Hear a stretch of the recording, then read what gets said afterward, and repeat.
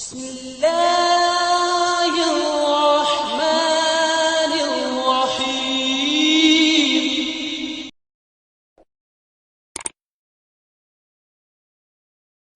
ہاں دیکھیے اس کی اصل میں کئی قسمیں ہیں. ایک تو یہ کہ آپ کا بینک میں اکاؤنٹ ہے اور کریڈٹ کارڈ ہے، تو جیسے ہی آپ پیسہ لیں گے بینک سے پیسہ منا ہو جائے گا. ایک قسم تو یہ کہ نقد ادا ہو جاتا، اس میں تو کوئی حرج نہیں. ایک قسم ایسی ہے کہ جس میں 30 یا 40 دن میں پیمنٹ ہوتی ہے، اور اس میں اگر آپ نے پیمنٹ نہ کی تو وہ پھر سود لے گا آپ کا اس پر. ٹھیک.